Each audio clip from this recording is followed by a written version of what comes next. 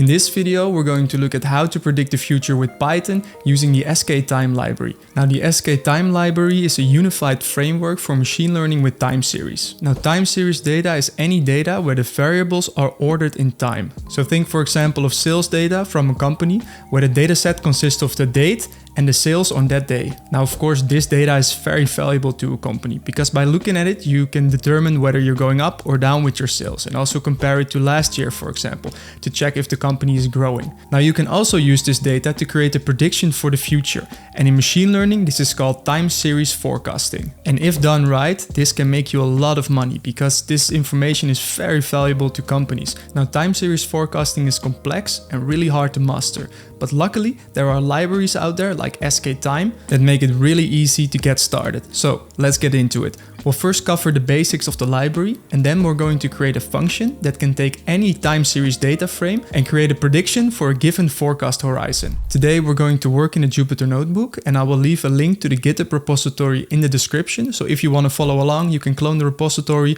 and open up the notebook. Okay, so we'll start off with a quick start from the Sktime library. But before we can start, we have to pip install Sktime. And now we're going to start with some imports. And for the first demo, we're going to use some data from the Sktime dataset. So let's call that load airline and then parentheses. Let's see what it looks like. So this is a time series dataset. And right now it's a series. So let me actually turn that into a pandas data frame real quick. You see we have a data frame where the index is a datetime, so this is a month, and then the column is the number of airline passengers for that given month.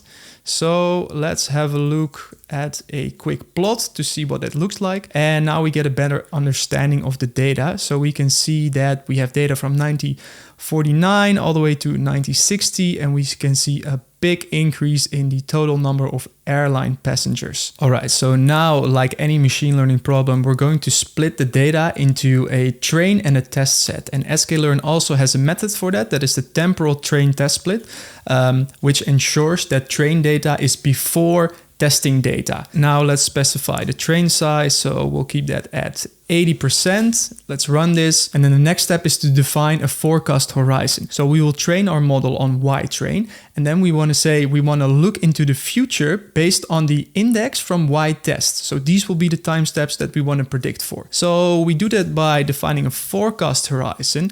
And then we'll use the forecast horizon class that we just imported. So that will be forecast horizon, and then we'll put Y test in here and then just the index, because we don't want to give the model the values because those are the values that the model has to predict, but we do want to give an index for a certain time period that we want the model to predict for. So as you can see, if we print the forecast horizon, it's just an array with dates that we want to make predictions for later on. Now the next step is to define a forecaster. Now this will be the model that we're going to use, and now from the quick start example that we're using over here, it is the theta forecaster. That's also the one that we imported over here. And we also give that a seasonal period of 12, which means that there is a monthly period. So the seasonal periods are based on a year. So 1 would be a yearly seasonal pattern, and 12 would be a month, 4 would be quarterly. Then we can continue with the model similar to how the scikit-learn library works. So we can call forecaster.fit, and then we input our training data, and then let's run the model. So now our model is trained, and we're going to use the forecaster.predict method to make predictions for our forecasting horizon that we define. So these are the dates from the test set. And we're going to store that in ypred. And now let's run this. Now let's check this out. All right, so now we have for all the dates in the forecast horizon, a prediction from the model. And of course, now we have our predicted values and we also have our true values. So what we can now do, we can take a metric, for example, like the mean absolute percentage error, and then say our Y test, and then we put in our predictions, and then we can see that we have a percentage error of around 7%. And now let's check out what this looks like visually. And the Sktime library also has a convenient function to plot series. So that is from Sktime utils plotting, we import plot series. So let me run that. And what we can now do is we can call plot series, and then we put in our original data frame. So that is the one over here. So this is the original data, but now we'll also put in our predictions and they will overlap within the data. So here we can see blue line is the original data. And then the orange dots over here are the predictions from our model. And as you can see, it's not perfect, but it's definitely following the trend and the seasonal peaks. Okay, so now you have a general understanding of how time series forecasting with the Sktime library works. But of course, this is a very simple demo and we have only looked at predicting data that we already know. Now let's take this a step further and create an actually useful function that can take any time series data frame and create predictions for the future. So for the next demo, I'm going to open up another dataset, which is in the data raw folder, and we'll be looking at the traffic.csv data. So let's load that and see what it looks like. So I'm reading the data with the pd read CSV, pointing to the data folder. So I'm telling Pandas that the first column is a datetime column, and I also want to set that column as the index. And as you can see in the resulting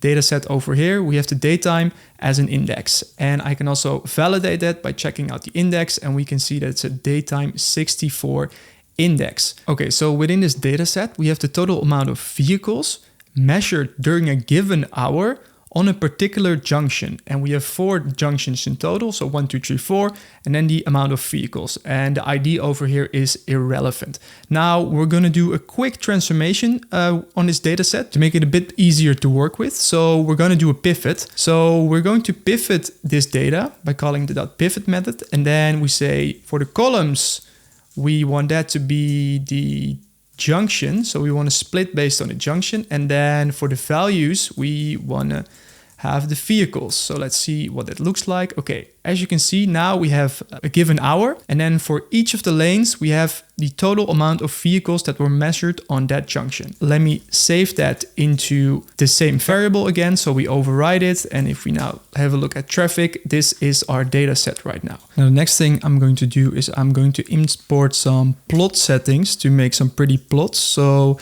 in order to do that, I'm going to first import sys, and then I'm going to add a variable to the path, so sys.append, and then we'll add the parent folder by defining 2 dots.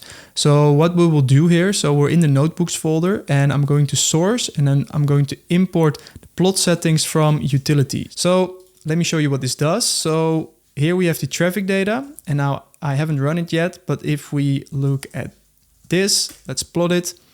We have a square plot over here with the default settings. And now if I run this again, I'll import the plot settings, which are defined over here. And now if we run this again, let me close this, check this out.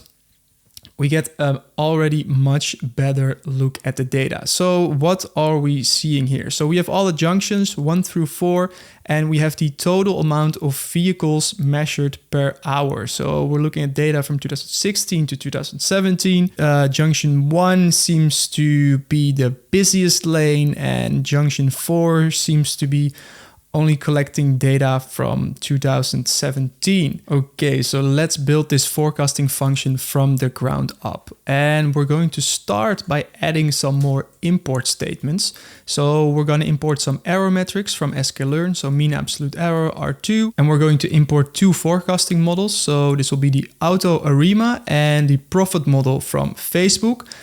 Forecasting horizon, we already have, I see. And let's run this. Now you might have to pip install some of the other dependencies. So if you get an error, just pip install it and you're good to go. Now we want to create a function that can take a time series dataset and a Sktime forecaster object and also a forecast horizon, and then take all of that information and create forecasts for all of the columns within that data frame. And then it will visualize all your results. So let's create that. So the first step is to check the frequency of our time series data. So if we have a look at our traffic data and then take the index, we can see that there is no frequency here.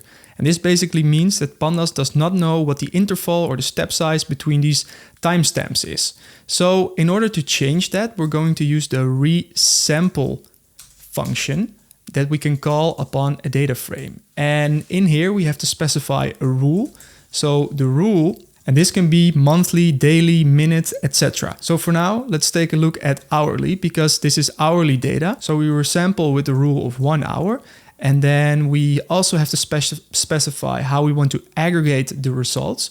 And now if we think about the data, this is the total amount of vehicles within a given hour. So if you would, for example, were to resample to a day, it would make sense to use the sum instead of the mean, because we want to count the total amount of vehicles. So we're going to use sum in this case. And let's see what we get if we run this. So nothing has really changed, but if we now take a look at the index, we can see that Pandas now understands that the frequency is 1 hour. So there's 1 hour between each of these steps. Now we can do the same for daily, and then let me first show you what this looks like. So now we have a lot less rows, and as you can see, if we look at the daytime over here, we start on the 1st of November and then 2nd, 3rd, and if we compare that to hourly, here we have the hours. So then we would go by hours, so midnight, 1, 2, etc. So for now, let's go to daily and let's store that in our forecast day F. Now the next step is to define our forecaster, and we'll start off with the Facebook profit model. So call this, make sure we spell this correctly, run it. Okay, so now we have a forecaster, and as you can see, we had the profit and the auto arima. We will implement both in this tutorial, but first we're going to have a look at the profit model. So now we're going to set up the data split using the horizon that we've seen earlier, but now we're doing it a little bit different. So first we'll specify the horizon. So let's set that to 30 for now. So an horizon of 30 would mean that we can predict 30 days into the future. Now, eventually we want to loop over all columns in the data frame, but for now, just to test this, I'm going to just select one column and then we'll build from there. So we're going to call that df, and then we'll take our forecaster df, and then we'll take just the variable 1 for now. So that would mean just the first column, which is junction 1. And now we're going to split the data based on the horizon. So for the train set, we take the whole data set except for the last 30 observations. And for our test set, we will take only those last 30 observations.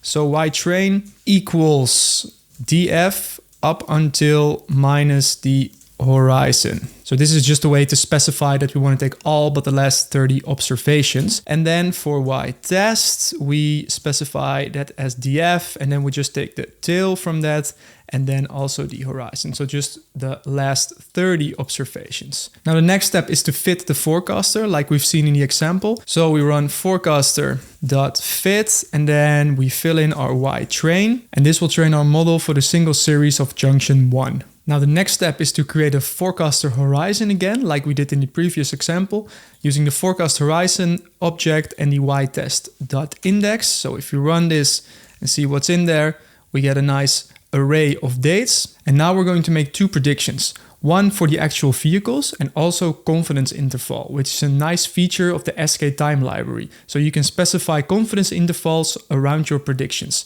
So let me show you how this works. So we'll start off with just creating the predictions. So we'll specify ypred, and then we say forecaster dot predict, and then we're going to put in the forecast horizon. So let that run. Okay, so we now see that we have predictions for each of the 30 observations. And now we're going to specify the confidence intervals, and let's define those as CI and say forecaster.predict interval. And then we fill in the same forecast horizon, and we also specify the coverage, which is the confidence interval that we want to base it on. So let's say 90% in this case, and then let's see what it looks like. So now for every time step in our forecast horizon, we also have a lower and an upper bound for the predictions. Okay, so now of course we want to check whether our predictions are actually any good by comparing them to the original data. So we're going to specify yTrue, which will be the last 30 observations of the original data set. So we're going to use the tail method here again, put in horizon, and then check what it looks like. So these are the original observations, and now we have them in the same format, and now we can compare them using a metric from sklearn, for example. So let's calculate the mean absolute error, for example, and then we'll put in the yTrue and also our predictions. We can run that, check it out, and we can see that we have a mean absolute error of 148 vehicles per per day. Okay, so just by looking at this metric alone, it's pretty hard to tell whether our predictions are actually any good. So let's create a quick plot to visualize the results further. Now I'm going to copy some code over here that I wrote earlier. So first we're going to plot the original data set, then we're going to plot the confidence interval, and then also our predictions. So let's run this, see what it looks like. All right, and this is starting to look like something. So here the black line indicates the original data. So what we're looking at is the last part of the data, and we can see a pretty seasonal line over here, and then the blue line are our predicted values for the last 30 observations as specified in our forecasting horizon. And as you can see, it's not perfect, but it's definitely following the weekly trend over here that we can see in the traffic data, and that is of course explained by the weekdays and the weekends, where there is a lot more traffic during the weekdays. Okay, so I've cleaned up the code a bit by putting it into one cell. And as you can see, we are now making predictions for data that is already available to us. And this is of course important to get an idea of the overall performance of the model. And now the next step is to actually make a prediction into the future using our forecast horizon. So what we will do, we will first specify the forecaster again. This time we want to use the whole data frame, so no train test split. Then the next step is to create the forecasting horizon again. We do that by calling index.max to get the last date within the data frame. And then we'll create a forecasting horizon by specifying a pandas date range using our last date and the horizon that we specified with the daily frequency. So our last date in the dataset is the 30th of June. And now if we check our forecast horizon, that will start at the 30th of June and then go on all the way up until the 29th of July. Now the final step is to create the predictions again. So we do this twice, first to get the actual values and then to get the confidence interval. And then we will use the same plot settings again to visualize the results. And as you can see, we now get an actual prediction into the future beyond our dataset. I am now going to bring all this code into a function so we can start to make predictions for all the columns in the dataset and also experiment with different settings and different forecasters. All right, and the function is done. Now I won't bother you with all the details because you can find this notebook on GitHub. And if there's anything that you don't understand, just shoot me a message and I'll be happy to help. But basically what we have here is we have a function that can take any time series data set as an input and a horizon and forecaster, and then we'll do all the calculations and validate the results. There's also a validation parameter, and when this is set to false, it will make predictions beyond the dataset, so in the future. And if this is set to true, it will use a train test split and you can calculate an error metric. So let me show you how this works in practice. So we'll start off by specifying a forecaster again. So we'll take the profit forecaster again and we set the yearly seasonality and the weekly seasonality to true, because here we're dealing with the traffic data and we assume there's a yearly pattern and there's also a weekly pattern. So we define the forecaster, and now what we have to do is we can call the Sktime forecast. And then for our data set, we put in the traffic data set, then our horizon will be 30. So we'll look at 30 days again. And then for the forecaster, we'll use our forecaster that we've just defined over here. And then we set the validation first to true because we want to validate the model. And now let's run this. All right, awesome. And now we can see that for all of the 4 junctions within the data, it's creating a forecast. And we can also look at the metrics over here. So we can tell that the first 2 junctions are somewhat accurate, at least they're following the weekly pattern. And over here, it totally messes up. And this also doesn't look too good. Okay, so we're getting some results, but it's definitely not perfect. So let's try another model. And now let's have a look at the auto arima, for example. And now with the function that we've defined, running a different model is as easy as just specifying a different forecaster. So I'll just copy and paste the same code again, but now instead of the profit forecaster, we use the auto arima. Now let's run this. This one takes a little longer to process. All right, and the results are in. So looking at this first junction over here, it actually seems to perform worse than the profit model. But if we look at the second one over here, we can actually see quite an accurate fit. So it doesn't go as deep, but this is already looking pretty good. Now, what about the other ones? So this is still pretty messy. And here for the last one, it's still not perfect, but I think it is an improvement from the profit model set. So let me scroll up. So here it was just a straight line. And here it is somewhat following the trend here in the beginning. Okay, let's now set the validation to false and predict into the future. Okay, so here are the results from the profit model. So this is for junction 1, junction 2, 3, and 4. And here are the results from the auto ARIMA model. So junction 1, junction 2, which looks quite accurate, junction 3, which is a mess, and then junction 4, which looks all right. Now, these predictions aren't perfect, but we also haven't tweaked with any of the parameters yet. But it's just a really cool function to get a quick and dirty forecast and use that as a baseline to check which models work well for your data. So for example, we can already tell that the auto ARIMA model works really well for junction 2. I hope that you now have a basic understanding of how to use Sktime for time series forecasting. Now, of course, we've only covered the very basics. And if you want to continue with this, I would highly recommend checking out the website and looking into the other models that they have and also the parameters and how you can tweak them. As you can see, there are lots of models that you can choose from and they will all work with the function that we've just created. You might have to tweak some things around, but the concepts are still the same. And that's it for this video. Now, don't forget to leave a like, and if you want to learn more about working with data, then subscribe to the channel and check out some of the videos that will pop up on the screen right now.